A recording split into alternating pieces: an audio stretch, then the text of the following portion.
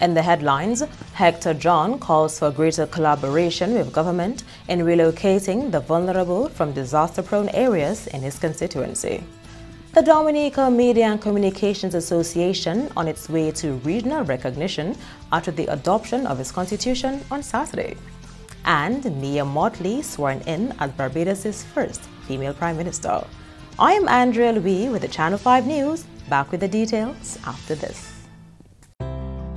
Si ou ni maladie HIV et bien maladie sexuelle, si ou pas protéger corps lors qu'à ni sexe avec plusieurs monde, ça kay mette la vie ou en gros danger. Ou ka exposer tout partenaire au poison et que tant qu'il a vini avec maladie. Servez yon condom chaque fois ou ka ni sexe. Changer qui est important pour découvrir maladie à bonheur ou ça vivre en bonne santé même si ou ni maladie HIV. Pour responsabilité, protéger corps et puis les autres. Examiner corps.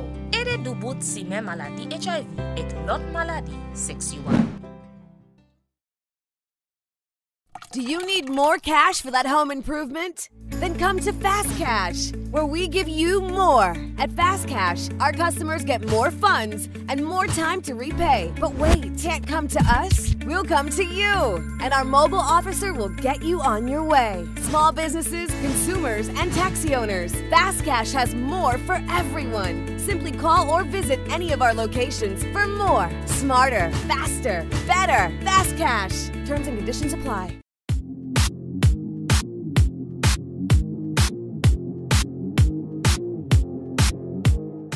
Thank you for staying with us. First up, Chairperson of the Kulibistri Monrachet Village Council, Erickson Robinson, says the proposed relocation site of Savan York for Kulibistri residents is among the safest locations on the West Coast.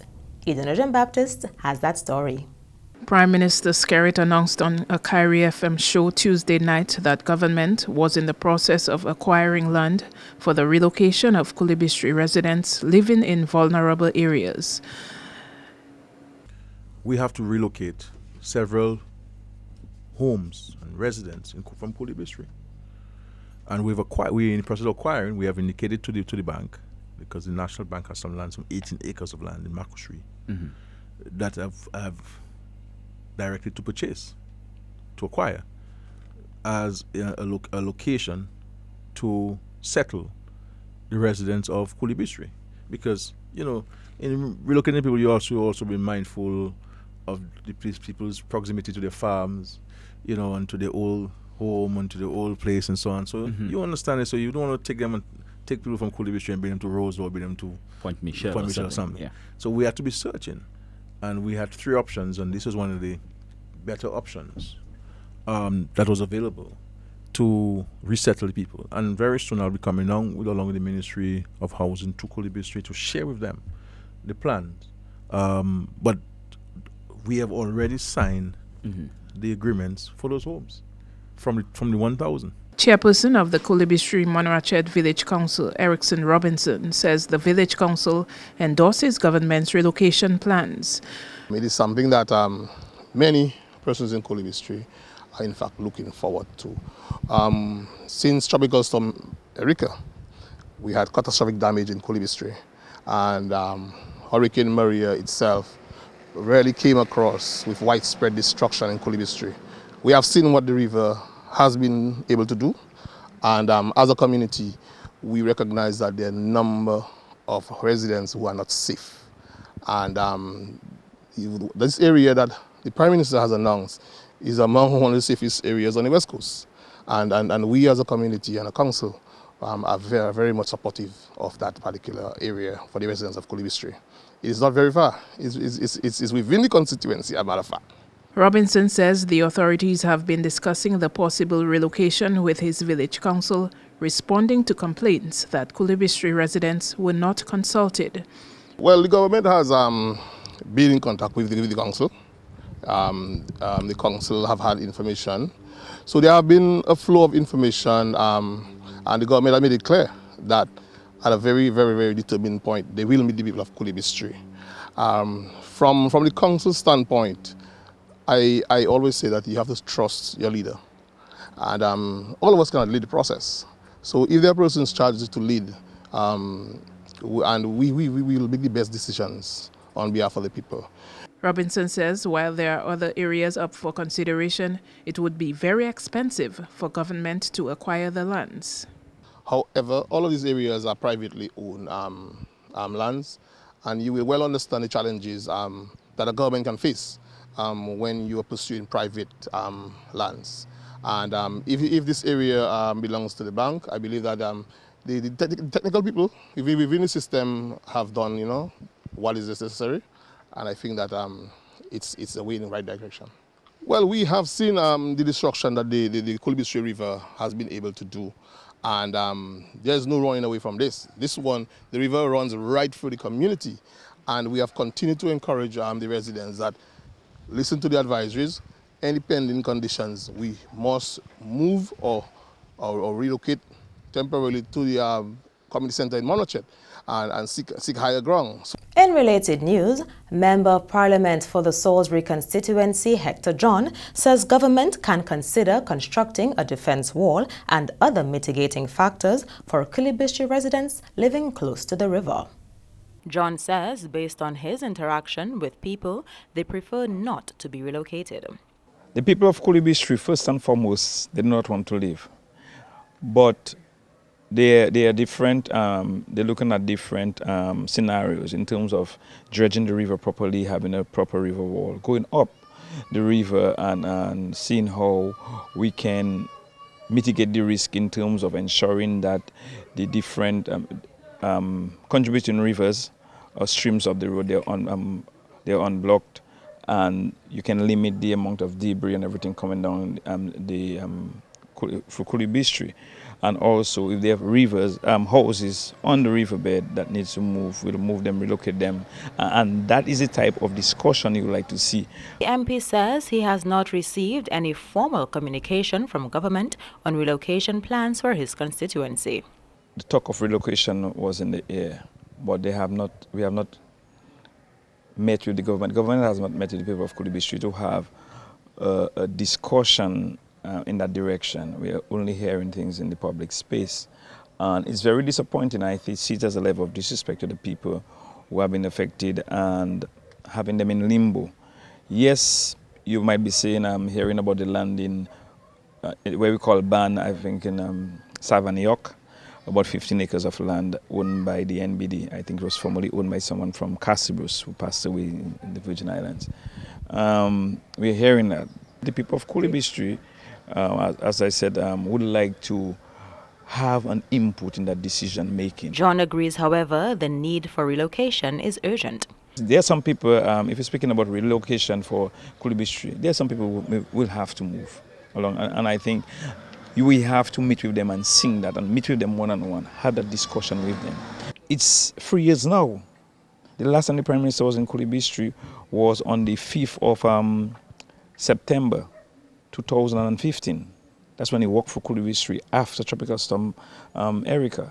And that is what I'm saying. If you talking about relocation, you're talking about assisting the people of Kolibistre.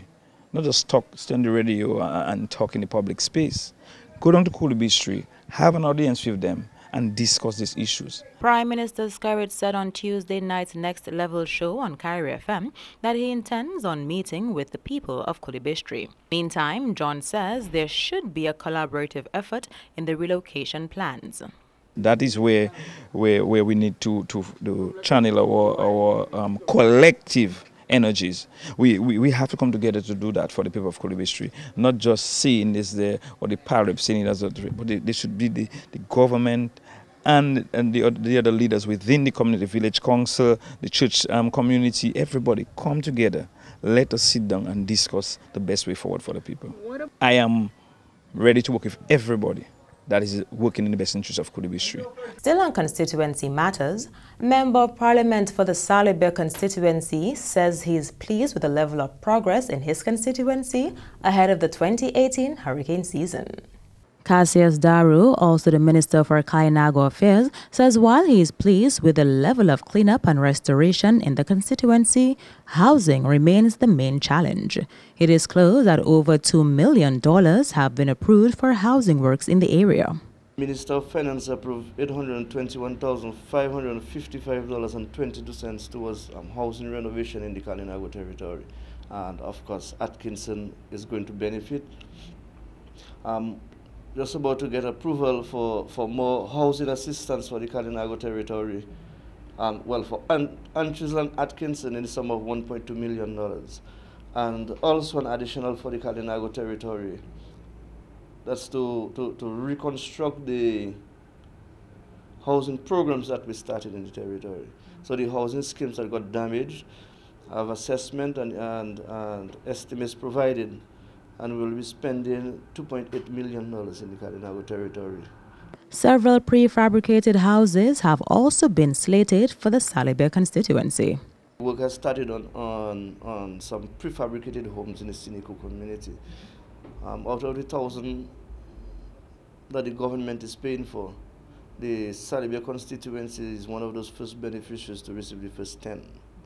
And it is being done in the Siniku community to help the people of Siniku, because really and truly it was one of the hardest part of the Kalinago territory. We will still receive another 88 that we will have it dispersed over the community. And you may have heard of the housing program that we have been speaking about to do in the eastern side of the country. And in the Badaka community, we have identified some land. We are working with council so that other areas can be identified for the development of such structures. In terms of hurricane shelters in the area, Daru says work is ongoing to strengthen these structures. He says, luckily, flooding is not a major concern in the Kalinago territory due to its topography. Our hurricane shelters, some of them are severely compromised. Some of the churches got damaged, the school in Atkinson, but we are doing whatever we can as a government to ensure that our people's safety becomes our priority. Thanks God, with the Kalinago territory, we don't worry too much about the impact that the rivers will have on our livelihood. Our rivers are pretty safe. We never see the level of flooding that we experience in other parts of the country. We are pretty much safe from that in the Kalinago territory. In more top stories, newly sworn-in Prime Minister of Barbados, Mia Mottley, says her goal is to give back to the people of Barbados their government and governance. The BLP defeated Frondell Stewart's Democratic Labour Party in Thursday's general elections, winning all 30 seats. Mottley says the electioneering is over and it is time now to close ranks to take Barbados forward. I want to commiserate with those who have lost their seats today. And I commiserate because that is who we are. And we thank them for their service, irrespective of whatever else. The truth is that those who offered themselves and who were not successful are not only incumbents, but there were young people who took courage, like young Kimar who ran against me, and who many of you may have seen me hugging in the paper because I salute him for his courage and his commitment to citizenship in this country.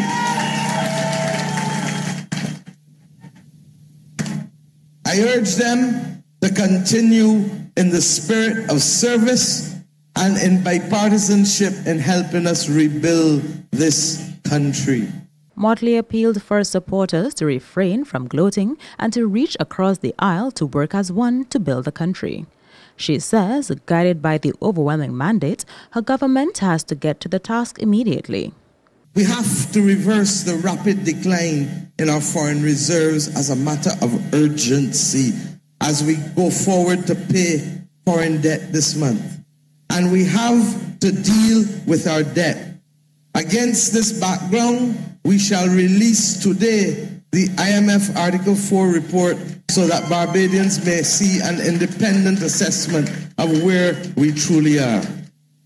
Secondly, we have to revitalize our social partnership, which has effectively not met regularly and meaningfully in the last few years. We cannot do this without bringing the labor unions and the private sector and the NGOs and the churches to the table. And while the central governance of our nation will be occupying the attention of the main social partnership, we have committed to a committee of social justice that must include the churches and the non-governmental organizations along with the unions and the private sector. We have also committed, my friends, to relieving the noose of taxes from amongst your necks. According to Barbados Today, 9 political parties and 10 independents contested the May 24th general election. You are watching the Channel 5 News. Stay tuned for more after the break. M&J Covering is the producer of designed galvanized and galvalume in Dominica. They design to your specifications, color and length, 4 styles of galvanized and galvalume pre-painted roofing sheets as requested, and supply all your galvalume accessories. M&J Covering helps you control spending and reduce waste. At M&J Covering, they are also equipped to build your roof to precise standards anywhere on island. So come to M&J Covering at 1 Mile in Portsmouth or call 445-5001 275-5003 today. Rudolph Thomas Enterprise in Portsmouth, your suppliers of building materials and hardware products. Over 20 years experience in the business. Rudolph Thomas has lumber and plywood, galvanized and fence pipe. Check out Rudolph Thomas for ceramic and vinyl floor and wall tiles, nails, nuts and bolts, paint and painting supplies. And check out their line of electrical and hand tools. Go now to Rudolph Thomas on 1240 Bay Street in Portsmouth.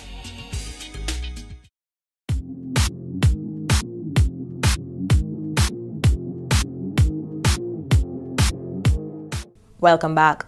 The recently formed Dominica Media and Communications Association, DMCA, is one step closer to formalizing the body in the eyes of the Regional Media Association. That's the aim of a special meeting to be held over the weekend where the body will formally adopt the DMCA's constitution. Public Relations Officer Sheena Harry explains the significance of Saturday's meeting. The executive of the Dominica Media and Communication Association is deeply elated to convene a special meeting this coming Saturday as we make yet another step forward to cement our place as part of the Association of Caribbean Media Workers. And this coming Saturday, that's May 26th, we invite members of the association to UWI Open Campus at 10 a.m. to review the revised constitution. Yes, it may appear that it took us some time, but of course we prefer to have it right than to have it rushed. Harry highlighted that outside of formalizing the constitution, the DMCA has been proactive in other areas. Additionally, we are pleased to announce that the association is now an officially registered entity. There'll be more information on that during the meeting.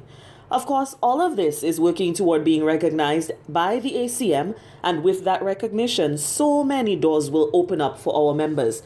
So far, the DMCA has already provided several opportunities to various members, and with the support of the ACM, so much more will be accomplished. To date, the DMCA has a membership of over 70.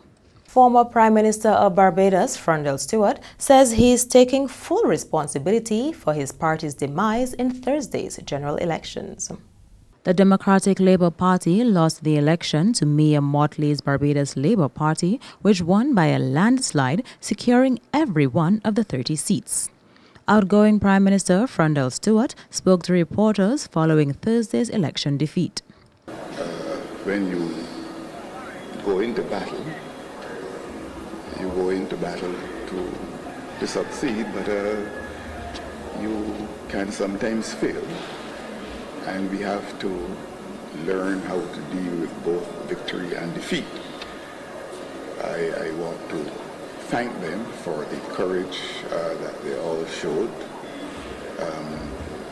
in, first of all, making themselves available for candidacy in the Democratic Labour Party, and for their outstanding performances during the campaign.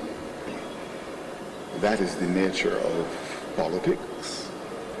And of course it is an old feature, going back I think to classical times, and that in campaigning, whenever there is success, success is shared by all those who succeed and by those with whom they are associated.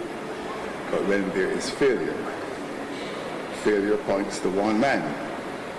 And therefore let me unhesitatingly and unequivocally and frankly accept full responsibility for the defeat of the Democratic Labour Party in this election.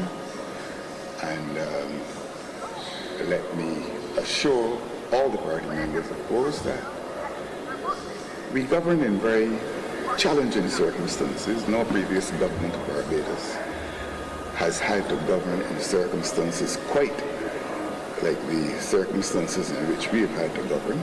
Stewart says he is confident that his party has the human resources to rebuild. He believes his party can rebound from this, just like it did in 1999 when it was handed another serious defeat, ending up with just 2 seats. And news commentator Parry Bellot agrees with former Barbados Prime Minister Freundel Stewart that the last 10 years have not been easy for the Barbados government. Julian Morris has more. The outgoing Prime Minister has pointed to the country's economic challenges as part of the reason his party was rejected by the electorate on Thursday. Very terrible for the Barbadian economy the last 10 years, actually since he came into power. And is there a link? And what was remarkable is that, of course, the world went through the crisis in 2008. And a lot of economies suffered, especially in the Caribbean. Not especially, but also in the Caribbean. Almost all of them have started coming back. The Barbados economy has continued to falter. And I personally, at the beginning, in the first few years, couldn't understand that. Barbados had the most stable economy of all the British Caribbean islands. Better than Jamaica, better than Trinidad, better than St. Louis, everywhere.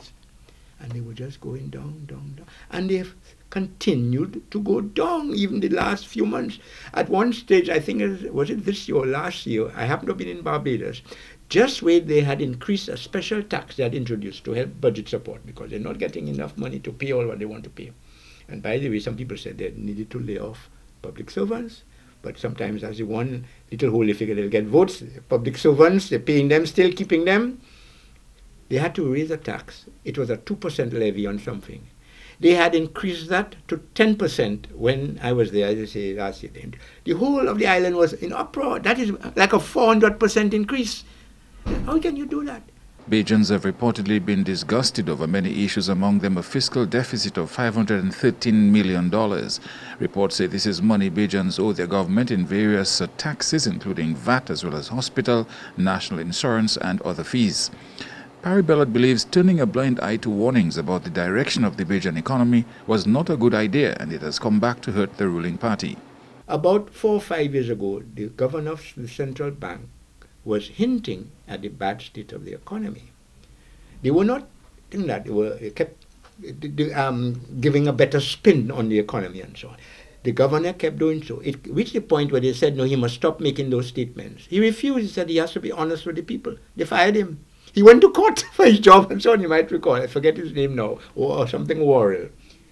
They put in a new fella there, because he's appointed by the government as the central bank governor.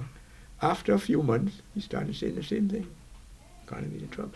And they couldn't deal with it. Now, whilst it is true, the Prime Minister then, Mr. Freundel, is taking responsibility. The person to me who has to take the responsibility is the Finance Minister, Mr. Sinclair, who from the beginning was incompetent and never improved.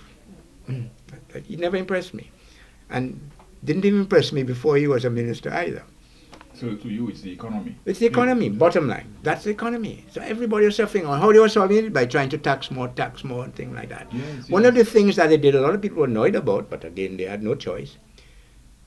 For the longest while, ever since the campus was set up of the university, Barbadian citizens could attend there free of cost. They had to start charging. Now, if I was them in government, I probably would have done the same thing. At some point, look, if we can't afford it, we can't afford it. But it was that and a lot of other things they started to charge for, and Bajans were saying, but this is nonsense. Bellot has also weighed in on a promise by the leader of the victorious Barbados Labour Party, Mia Mottley, to free Bajans of the burden of taxation. They are paying more than their fair share. at the moment, as far as I'm concerned, and my business friends and other people. I told you that was the resource when they were running out of money, just tax. I just give you the example. One tax, they increased 400%. Yeah, 400%. Yeah, but they're talking about owing the government 513 million, the people owing in taxes. They are not obligated to pay anything. That's not, as I told you, all countries have problems collecting tax. Nobody likes to pay them. Nobody likes to pay tax, period. But if you're not providing services like you expect, then there's even more reluctance to pay the tax. And that was what was happening in Barbados. The government was not functioning as it should. I travel to Barbados, not all that frequently, but maybe about twice a year, outside of hurricane time. And almost everybody I talked to would be complaining about the government. And we call both last two elections, they script through, you know. They just script through. This time, when they realized, boy, it's not looking good, what they did, and that has just come out in the news, they paid a lot of tax refunds to a lot of people. Ballard believes Mia Mottley is a capable lawyer and leader, and her experience in Parliament will serve her well as Barbados' first female Prime Minister.